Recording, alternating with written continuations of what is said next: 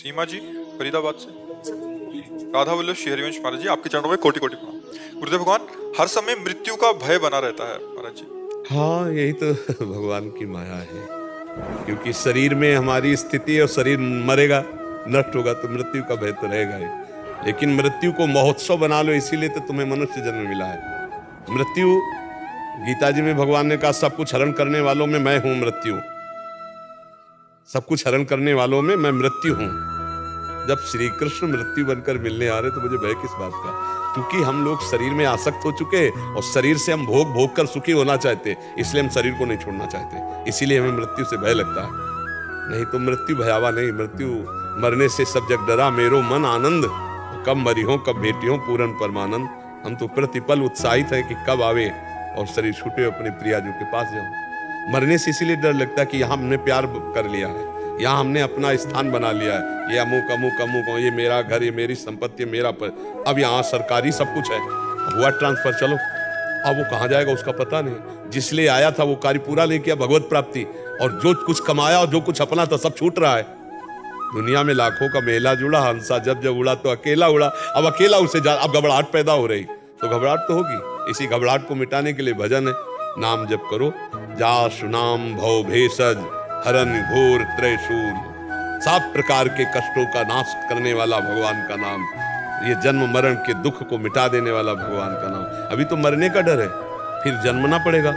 अब पता नहीं इस बार तो मानो माँ मिली, अब अगली माँ कौन होगी, हमको फिर उसके गर्भ में रहना पड़ेगा। तो इसलिए मनुष्य जन्म की दुर्लभता है, साधन धाम मोक्ष कर द्वारा, पाई न जे परलोक संभाला। भगवान का नाम जप करो, आप निर्भय न हो जाओ तो बताना, खूब नाम जप करो डट के। भगवान की शरणागति का लक्षण उदय होता है, निर्भय, निश्चिंत, निशोक, विपरीत भावना का त्याग, संशय रहित, एक अद्भुत आनंद। भगवान है ना, मृत्यु क्या बिगाड़ लेगी। अगर ऐसा भगवत स्वरूप मृत्यु को नहीं मानते तो मृत्यु क्या बिगाड़ लेगी। मृत्यु इस शरीर को तो नष्ट करेगी, मेरे को तो नहीं ना, मैं तो अविनाशी हूं। मेरे को तो कोई अग्नेय बाण या वरुणास्त्र या भगवान शिव का पशुपतास्त्र भी नष्ट नहीं कर सकता। नैनम छिन्दन्ति शस्त्राणि नैनम दहति पावका न चैनम क्लेदयन्ति आपुन शोष्यति मारुता, जो मेरा स्वरूप है। और शरीर को तो नष्ट होना पड़ेगा, वो नष्ट हो रहा है प्रतिपल। देखो एक दिन शिशु था, थोड़ा जवान बालक हुआ, जवान हुआ, अब देखो बुढ़ापा की तरफ जा रहा है, तो कुछ दिन में मर जाएगा।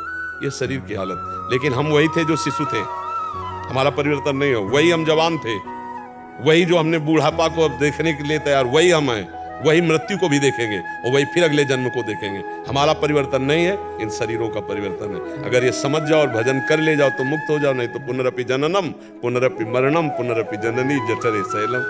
डर तो आपको नहीं, पूरे विश्व को है। मृत्यु को किसको भय है? बातें बनाना अलग बात है, मृत्यु को सबको भय है। जो भगवान से चित्त जोड़ लिया है, बस वही एक है कि अब मरना तो है ही, हमारे भगवान के पास जाना, इसलिए आनंद है। नहीं, शरीर में इतना प्यार है, इसके लिए कुछ भी हो जाए शरीर न छोड़ना पड़े। और शरीर छूटेगा पक्का, कुछ भी कर लो शरीर छूटेगा। ये बड़ा खेल विचित्र फंस गया, इसीलिए कहा गया भजन कर लो। भय भय भय रहित कोई नहीं है, भय रहित वही है जिसका शरीर भाव छूट गया है, भगवान में रत है। नहीं तो पक्का भय ऐसी चीज है ना, सबको भय है। भय रहित वही है जो वास्तविक भगवान में चित्त को जोड़े हुए है। वास्तविक बातें बनाने से भय पर विजय प्राप्त नहीं की जा सकती। नहीं तो देखो 5 वर्ष का बालक प्रहलाद, क्या भय, मीरा को विष पिलाया जा रहा, क्या भय, कबीर दास जी को आग में जलाया गया, कितना बड़ा बड़ा कष्ट संतों को दिया गया, भय कहाँ है? उनको पता है कि जो होना है सो होना है।